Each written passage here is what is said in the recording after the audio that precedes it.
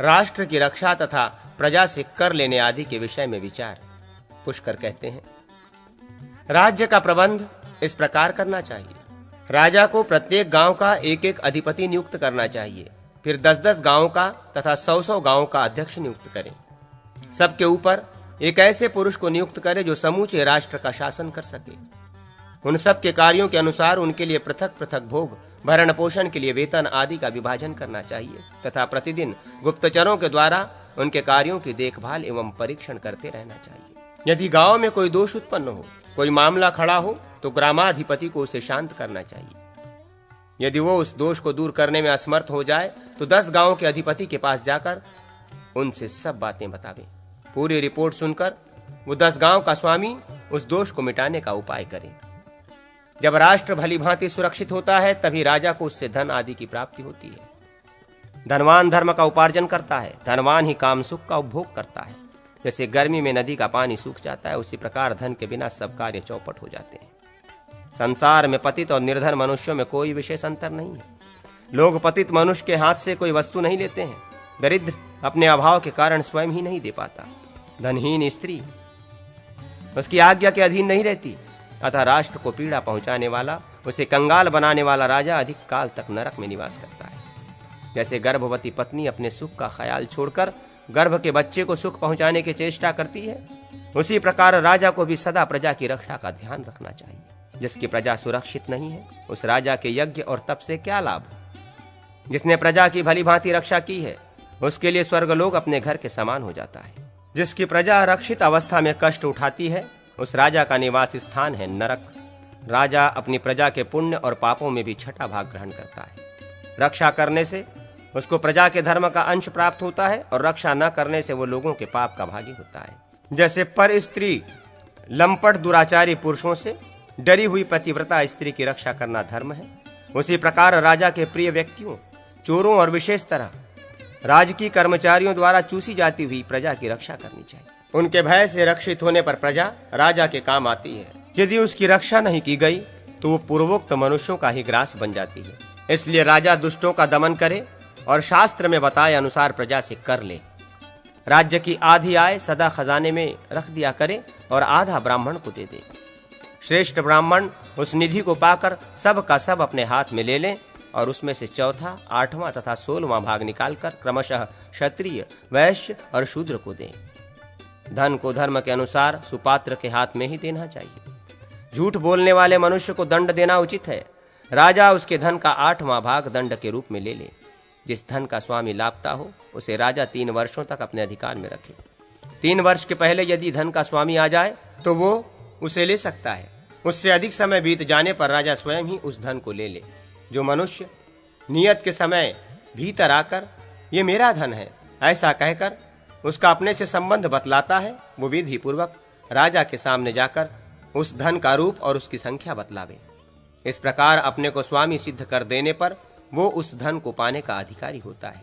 जो धन छोटे बालक के हिस्से का हो, उसकी राजा तब तक रक्षा करता रहे जब तक कि उसका समावर्तन संस्कार न हो जाए अथवा जब तक उसकी बाल्यावस्था न निवृत्त हो जाए। इसी प्रकार जिनके कुल में कोई न हो और उनके बच्चे छोटे हों, ऐसी स्त्रियों की भी रक्षा आवश्यक है। पतिव्रता स्त्रियां भी यदि विधवा तथा रोगिणी हो तो उनकी रक्षा भी इसी प्रकार करनी चाहिए। यदि उनके जीते जी कोई बंधु बांधव उनके धन का अपहरण करें तो धर्मात्मा राजा को उचित है कि उन बांधवों को चोर का दंड दे। यदि साधारण चोरों ने प्रजा का धन चुराया हो तो राजा स्वयं उतना धन प्रजा को दे तथा जिन्हें चोरों से रक्षा करने का काम सौंपा गया हो उनसे चुराया हुआ धन राजा वसूल करे। जो मनुष्य चोरी न होने पर भी अपने धन को चुराया हुआ बताता हो वो दंडनीय है, उसे राज्य से बाहर निकाल देना चाहिए। यदि घर का धन घर वालों ने ही चुराया हो तो राजा अपने पास से उसको न दे। अपने राज्य के भीतर जितनी दुकानें हो उनसे उनकी आय का 20वां हिस्सा राजा को टैक्स के रूप में लेना चाहिए। परदेश से माल मंगाने में जो खर्च और नुकसान बैठता हो उसका ब्यौरा बतलाने वाला बीजक देखकर तथा माल पर दिए जाने वाले टैक्स का विचार करके प्रत्येक व्यापारी पर कर लगाना चाहिए, जिससे उसको लाभ होता रहे, वो घाटे में न पड़े। आय का 20वां भाग ही राजा को लेना चाहिए। यदि कोई राज कर्मचारी इससे अधिक वसूल करता है तो उसे दंड देना उचित है। स्त्रियों और साधु सन्यासियों से नाव की उतराई सेवा नहीं लेनी चाहिए। यदि मल्लाहों की गलती से नाव पर कोई चीज नुकसान हो जाए तो वो मल्लाहों से ही दिलाई जानी चाहिए। राजा शुक धान्य का 6वां भाग और शिम्बी धान्य का 8वां भाग कर के रूप में ग्रहण करें। इसी प्रकार जंगली फल फूल आदि में से देश काल के अनुरूप उचित कर लेना चाहिए। पशुओं का 5वां और सुवर्ण का 6वां भाग राजा के लिए ग्राह्य है। गंध, औषधि, रस, फूल, मूल, फल, पन्न, शाक, तृण, बांस, वेणु, चर्म, बांस को चीरकर बनाए हुए टोकरे तथा पत्थर के बर्तनों पर और मधु, मांस एवं घी पर भी आमदनी का 6वां भाग ही कर लेना उचित है। ब्राह्मणों से कोई प्रिय वस्तु अथवा कर नहीं लेना चाहिए। जिस राजा के राज्य में क्षत्रिय ब्राह्मण भूख से कष्ट पाता है, उसका राज्य बीमारी, अकाल और लुटेरों से पीड़ित होता रहता है। अतः ब्राह्मण की विद्या और आचरण को जानकर उसके लिए अनुकूल जीविका का प्रबंध करें तथा जैसे पिता अपने औरस पुत्र का पालन करता है, उसी प्रकार राजा विद्वान और सदाचारी ब्राह्मण की सर्वथा रक्षा करे। जो राजा से सुरक्षित होकर प्रतिदिन धर्म का अनुष्ठान करता है, उस ब्राह्मण के धर्म से राजा की आयु बढ़ती है तथा उसके राष्ट्र एवं खजाने की भी उन्नति होती है। शिल्पकारों को चाहिए कि महीने में 1 दिन बिना पारिश्रमिक लिए केवल भोजन स्वीकार करके राजा का काम करें। इसी प्रकार दूसरे लोगों को भी जो राज्य में रहकर अपने शरीर के परिश्रम से जीविका चलाते हैं, महीने में 1 दिन राजा का काम करना चाहिए। अंतःपुर के संबंध में राजा के कर्तव्य, स्त्री की विरक्ति और अनुरक्ति की परीक्षा तथा सुगंधित पदार्थों के सेवन का प्रकार। पुष्कर कहते हैं, अब मैं अंतःपुर के विषय में विचार करूंगा। धर्म, अर्थ और काम, ये 3 पुरुषार्थ त्रिवर्ग कहलाते हैं। इनकी एक दूसरे के द्वारा रक्षा करते हुए स्त्री सहित राजाओं को इनका सेवन करना चाहिए। त्रिवर्ग एक महान वृक्ष के समान है। धर्म उसकी जड़, अर्थ उसकी शाखाएं और काम उसका फल है। मूल सहित उस वृक्ष की रक्षा करने से ही राजा फल का भागी हो सकता है। राम, स्त्रियां काम के अधीन होती हैं, उन्हीं के लिए रत्नों का संग्रह होता है। विषय सुख की इच्छा रखने वाले राजा को स्त्रियों का सेवन करना चाहिए, परंतु अधिक मात्रा में नहीं। आहार, मैथुन और निद्रा, इनका अधिक सेवन निषिद्ध है, क्योंकि इनसे रोग उत्पन्न होता है। उन्हें स्त्रियों का सेवन करें अथवा पलंग पर बैठावे जो अपने में अनुराग रखने वाली हो। परंतु जिस स्त्री का आचरण दुष्ट हो, जो अपने स्वामी की चर्चा भी पसंद नहीं करती, बल्कि उनके शत्रुओं से एकता स्थापित करती है, उद्दंडता पूर्वक गर्भ धारण किए रहती है, चुंबन करने पर अपना मुंह पोंछती या धोती है, स्वामी की दी हुई वस्तु का अधिक आदर नहीं करती, पति के पहले सोती है, पहले सोकर भी उसके जागने के बाद ही जागती है, जो स्पर्श करने पर अपने शरीर को कंपाने लगती है, एक एक अंग पर अवरोध उपस्थित करती है, उनके प्रिय वचन को भी बहुत कम सुनती है, जो सदा उनसे परांग मुख रहती है, सामने जाकर कोई वस्तु दी जाए तो उस पर दृष्टि नहीं डालती, अपने जघन कटी के अग्रभाग को अत्यंत छिपाने और पति के स्पर्श से बचने की चेष्टा करती है। स्वामी को देखते ही जिसका मुंह उतर जाता है, जो उनके मित्रों से भी विमुख रहती है, वे जिन जिन स्त्रियों के प्रति अनुराग रखते हैं, उन सब की ओर से जो मध्यस्थ, न अनुरक्त न विरक्त दिखाई देती है, तथा जो श्रृंगार का समय उपस्थित जानकर भी श्रृंगार धारण नहीं करती, वो स्त्री विरक्त है। उसका परित्याग करके अनुरागिणी स्त्री का सेवन करना चाहिए। अनुरागवती स्त्री स्वामी को देखते ही प्रसन्नता से खिल उठती है, दूसरी ओर मुख किए होने पर भी कनखियों से उनकी ओर देखा करती है। स्वामी को निहारते देख अपनी चंचल दृष्टि अन्यत्र हटा ले जाती है, परंतु पूरी तरह हटा नहीं पाती, तथा भृगुनंदन अपने गुप्त अंगों को भी वो कभी कभी व्यक्त कर देती है और शरीर का जो अंश सुंदर नहीं है उसे प्रयत्नपूर्वक छिपाया करती है। स्वामी के देखते देखते छोटे बच्चे का आलिंगन और चुंबन करने लगती है, बातचीत में भाग लेती और सत्य बोलती है। स्वामी का स्पर्श पाकर जिसके अंगों में रोमांच और स्वेद प्रकट हो जाते हैं, जो उनसे अत्यंत सुलभ वस्तु ही मांगती है और स्वामी से थोड़ा पाकर भी अधिक प्रसन्नता प्रकट करती है। उनका नाम लेते ही आनंद विभोर हो जाती तथा विशेष आदर करती है। स्वामी के पास अपने अंगुलियों के चिन्ह से युक्त फल भेजा करती है तथा स्वामी की भेजी हुई कोई वस्तु पाकर उसे आदर पूर्वक छाती से लगा लेती है। अपने आलिंगनों द्वारा मानो स्वामी के शरीर पर अमृत का लेप कर देती है। स्वामी के सो जाने पर सोती और पहले ही जग जाती है तथा स्वामी के उरुओं का स्पर्श करके उन्हें सोते से जगाती है। राम, दही की मलाई के साथ थोड़ा सा कपित्त कैथ का चूर्ण मिला देने से जो घी तैयार होता है, उसकी गंध उत्तम होती है। घी, दूध आदि के साथ जौ, गेहूं आदि के आटे का मेल होने से उत्तम खाद्य पदार्थ तैयार होता है।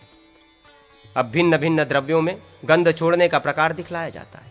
शौच, आचमन, विरेचन, भावना, पाक, बोधन, धूपन और वासन, ये 8 प्रकार के कर्म बतलाए गए हैं। कपित्थ, बिल्व, जामुन, आम और करवीर के पल्लवों से जल को शुद्ध करके उसके द्वारा जो किसी द्रव्य को धोकर या अभिषिक्त करके पवित्र किया जाता है, वो उस द्रव्य का शौचन, शोधन अथवा पवित्रीकरण कहलाता है। इन पल्लवों के अभाव में कस्तूरी मिश्रित जल के द्वारा द्रव्यों की शुद्धि होती है। नख, कुट, धन, नागरमोथा, जटामांसी, स्प्रक, शैलेयजक, शिलाजित, जल, कुमकुम, केसर, लाक्षा, लाह, चंदन, अगुरु, नीरद, सरल, देवदारू, कपूर, कांतावाल, सुगंधवाला, कुंदकरुक, गुग्गुल, श्रीनिवास और करायल, ये धूप के 21 द्रव्य हैं। इन 21 धूप द्रव्यों में से अपने इच्छा के अनुसार 2-2 द्रव्य लेकर उनमें करायल मिलावें। फिर सब में नख, एक प्रकार का सुगंध द्रव्य, पिनाक, तिल की खली और मलय चंदन का चूर्ण मिलाकर सबको मधु से युक्त करें। इस प्रकार अपने इच्छा अनुसार विधिवत तैयार किए हुए धूप योग होते हैं। त्वचा, छाल, नाड़ी, डंठल, फल, तिल का तेल, केसर, ग्रंथि परवा, शैलेय, तगर, विष्णुक्रांता, चोल, कर्पूर, जटामांसी, मूरा, कूट, ये सब स्नान के लिए उपयोगी द्रव्य हैं। इन द्रव्यों में से अपनी इच्छा के अनुसार 3 द्रव्य लेकर उसमें कस्तूरी मिला दे। इन सब से मिश्रित जल के द्वारा यदि स्नान करें तो वो कामदेव को बढ़ाने वाला होता है।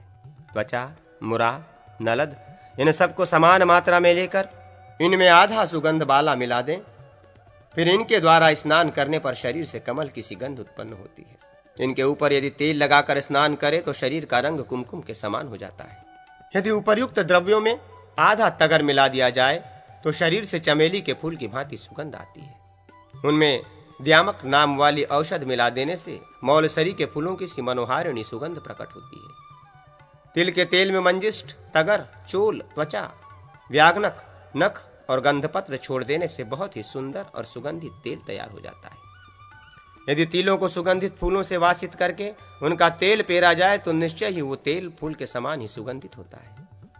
इलायची, लवंग, काकोल, कबाब चीनी, जायफल और कर्पूर, ये स्वतंत्र रूप से एक एक भी यदि जायफल की पत्ती के साथ खाए जाएं तो मुंह को सुगंधित रखने वाले होते हैं। कर्पूर, केसर, कांता, कस्तूरी, मेउड़ का फल, कबाब चीनी, इलायची, लवंग, जायफल, सुपारी, त्वकपत्र, त्रुटी, छोटी इलायची, मोथा, लता, कस्तूरी, लवंग के कांटे, जायफल के फल और पत्ते, कटुक फल, इन सबको 1-1 पैसे भर एकत्रित करके इनका चूर्ण बना लें और उसमें 1/4 भाग वासित किया हुआ खैरसार मिलावें। फिर आम के रस में घोटकर इसकी सुंदर सुंदर गोलियां बना लें। वे सुगंधित गोलियां मुंह में रखने पर मुख संबंधी रोगों का विनाश करने वाली होती है। पूर्वोक्त 5 पल्लवों के जल से धोई हुई सुपारी को यथाशक्ति ऊपर बताई हुई गोली के द्रव्यों से वासित कर दिया जाए तो वो मुंह को सुगंधित रखने वाली होती है। कटुक और दांतन को यदि 3 दिन तक गोमूत्र में भिगो कर रखा जाए तो वे सुपारी की ही भांति मुंह में सुगंध उत्पन्न करने वाले होते हैं। त्वचा और जंगी हर्रे को बराबर मात्रा में लेकर उनमें आधा भाग कर्पूर मिला दे तो वो मुंह में डालने पर पान के समान मनोहर गंध उत्पन्न करते हैं। इस प्रकार राजा अपने सुगंध आदि गुणों से स्त्रियों को वशीभूत करके सदा उनकी रक्षा करे, कभी उन पर विश्वास न करे। विशेषतः पुत्र की माता पर तो बिल्कुल विश्वास न करे। सारी रात स्त्री के घर में न सोवे, क्योंकि उनका दिलाया हुआ विश्वास बनावटी होता है। राजधर्म, राजपुत्र रक्षण आदि